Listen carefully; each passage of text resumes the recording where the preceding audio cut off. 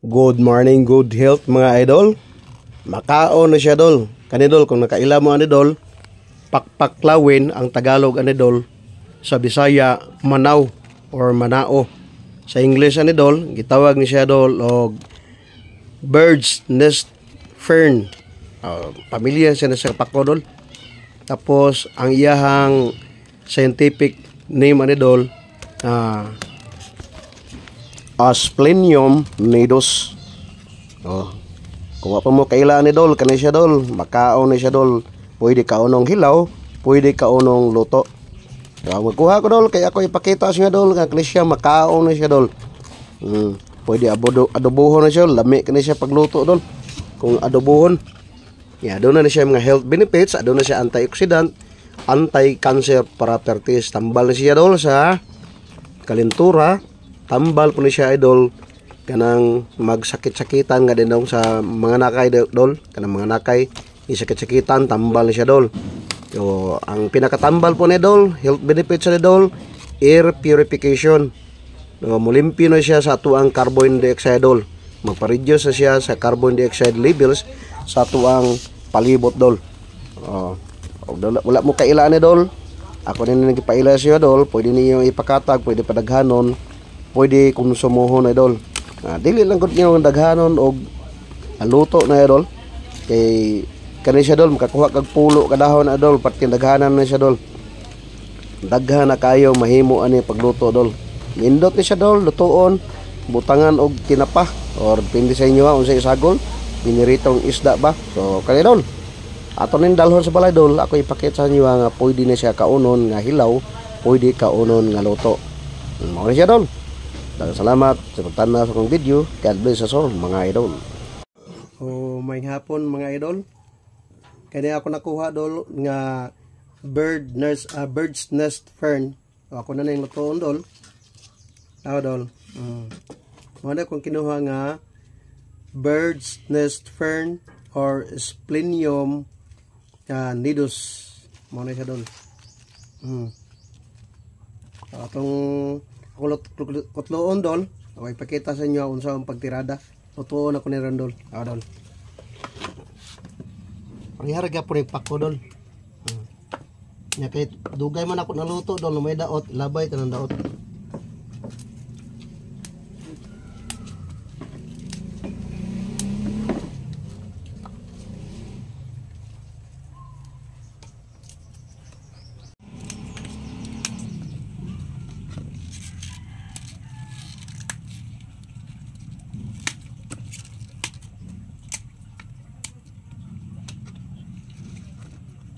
Extensikan lang.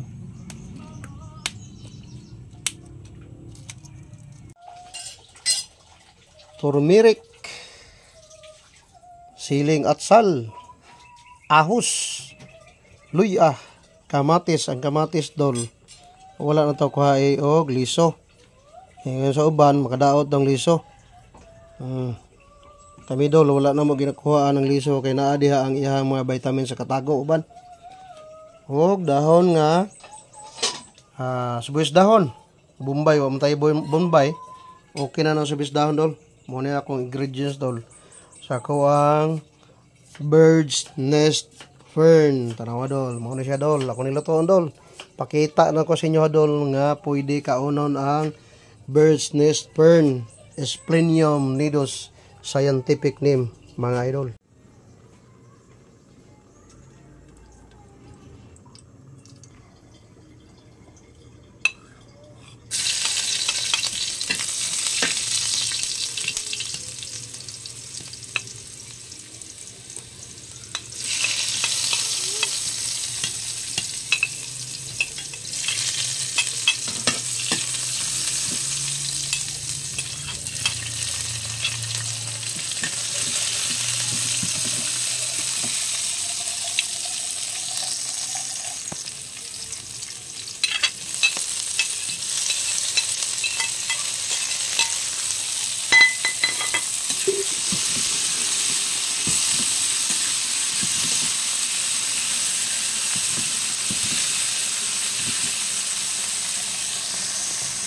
O isagol na nato na dol ang ato ang bird's nest fern. Kaya ko ipakita siya dol nga makaon gani siya dol.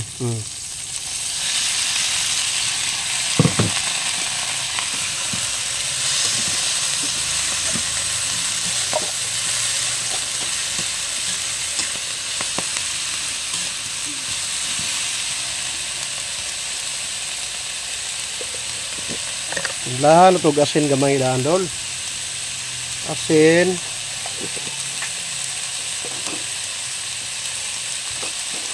Tapos tuyo.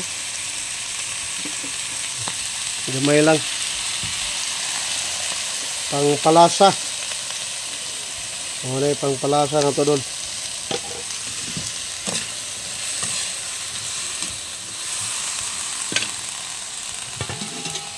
Takluba gamay.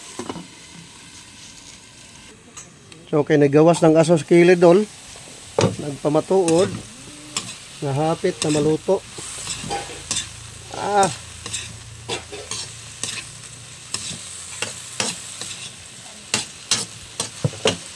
Kulang paggamay dol. Kulang paggamay. Pagtauran. Luto lagi dol. Naluto na ang ato ang putahe.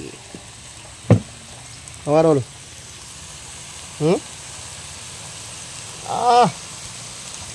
Perting labi dol oh.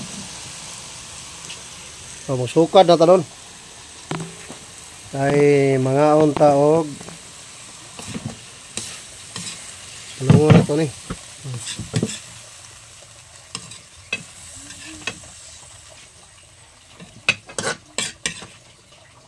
Nagyelo-yelo ang iyahang sabaw tungod sa turmeric dol.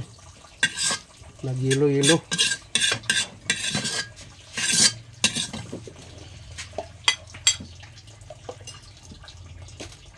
Putahe ni boy dahon.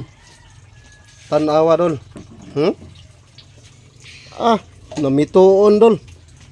Namituon ang sudan ni boy dahon nga bird's nest fern. Itong kaunon dol, pakita na ko dol, makaon na siya dol. Ngaon na ta dol. Lami na kayo ako ang putahe nga bird's nest fern. Awa dol oh. Miyoy. Ikaw na. Ako ipakaunon ba akong bata dol, kay mukaon mo sila dol. Still lang, ginunitan. Yummy. Ayang udlot. Pinakatumoy na dol. Crispy ka dol. Yang duga na dol. Nagyelo-yelo sa turmeric. Hinita hinit yo. Hinay. Ako dol.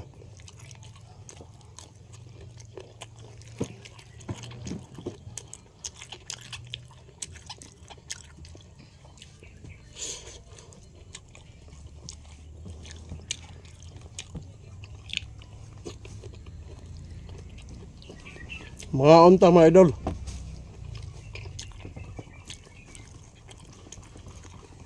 Pagbot nga helado di makahilo.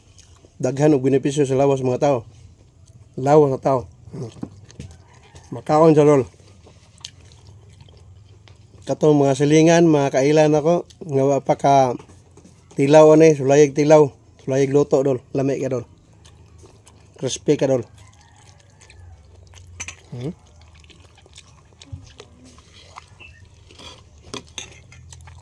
Nakasibuy dahon dol. Nalagyan mo ka og sili dol. Yang sili hinog man tamis siya. Isara ka buk hinog kay naunhan sa pirok-pirok.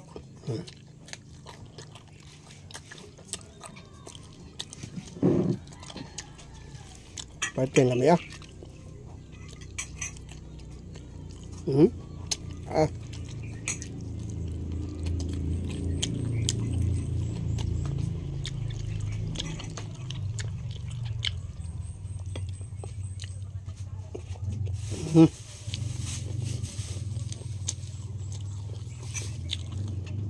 Lami ka dol.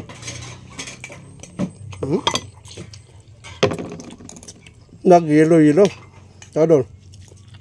Ayan, usik. Nag-yelo-yelo ang sabaw. Doon sa turmeric. O, din ako, tas on kayo doon. Busay, gutmon po mong apel diha. Salamat sa suporta. Boy Dahon. Katuwa pa kay Baluday. Ang ako ang page nga Boy Dahon. Pasensya jud kayo, na-remove gito idol. Na-remove to siya nga page kay aduna daw ko'y violation. Ako kabalo. Ano, nagka-violation ko impersonation. Sa ako walang estimate dol. Naay nagsilo sa kuha unsa ba? Gi-report ko dol. Naay violation ako nga impersonation. Nya gidesisyonan ko nila dol nga i-remove ako ang page. O di na gin ako ma-recover dol bisa unsa ako ako andol. Gi-appeal na ako sa Meta dol para mabalik akong page, di na gin mabalik page na ko dol. I-remove gyud nila. Okay mahimo dol kay decision man nila dol. Nga i-remove ako ang page kay naka-violation og impersonation. So katulang daghang salamat sa nagsuporta ka Boy Dahon. Sayang lang unta dol kaya ako ang followers sa page dol naabot na og 14,300 plus ang akong followers. Yan nanay nag-subscribe sa kuha. Ang akong tools ato dol na-open na to tanan.